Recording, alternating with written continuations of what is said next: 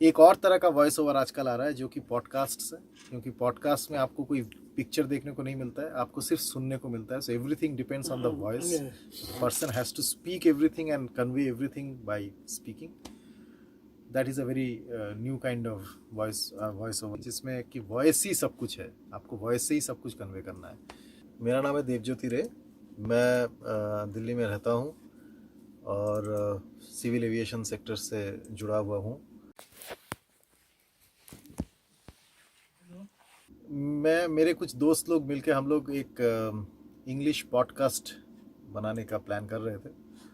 तो उसका स्क्रिप्ट कुछ लोगों ने लिखा और मुझे कहा कि आप उसको पढ़ के ट्राई करिए रिकॉर्ड करने की. तो मैंने तब रिकॉर्ड किया. तो मुझे लगा कि इसको थोड़ा और सीख लेना चाहिए, क्योंकि ये is very technical, some things are technical.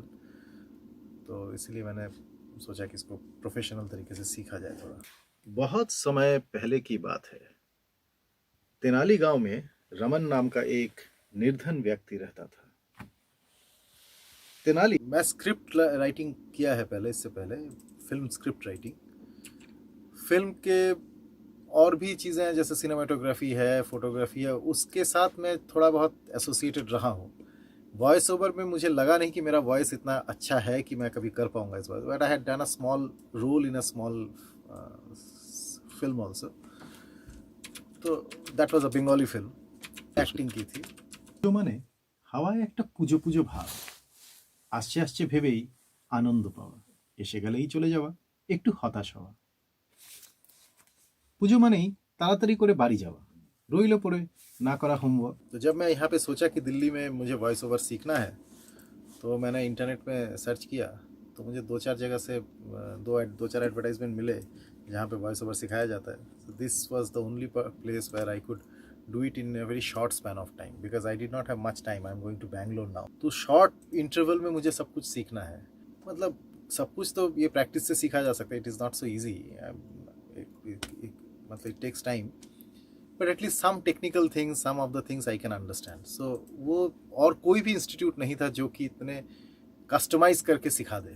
Banaras से आए दुर्गेश को जमाने को प्रूफ करके दिखाना था, इसीलिए बॉस के गाली को भी प्रेरणा समझा और प्रेरणा को पराया.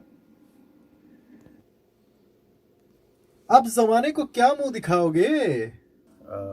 एक तो होता है कंपनी के कॉरपोरेट फिल्म्स, जिसमें कॉरपोरेट जो कंपनीज के प्रोडक्ट्स होता है या कंपनी के प्रोसेसेस होते हैं उसको डिस्क्राइब करने के लिए इंफॉर्मेशन वीडियो होता है जो प्रोबेबली उनके ट्रेनीज को दिखाए जाएंगे.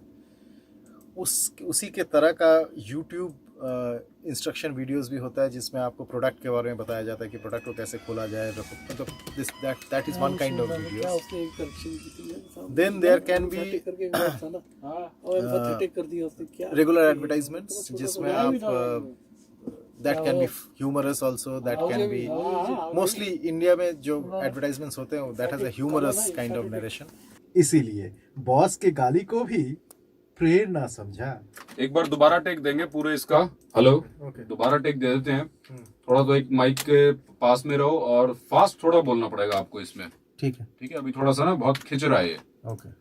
और जो लिखा है ना, इसलिए बॉस के गाली को, बॉस की गाली को, बॉस की गाली को. हाँ, इसलिए बॉस की गाली को भी प्रेरणा समझा.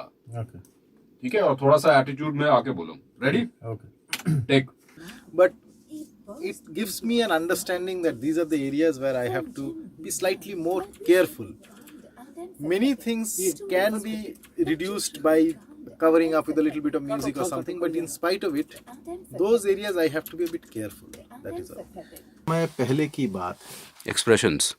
तेनाली गांव में रमन नाम का एक निर्धन व्यक्ति रहता था. तेनाली विजयनगर राज्य का हिस्सा था जहां कृष्णदेव राय का राज था.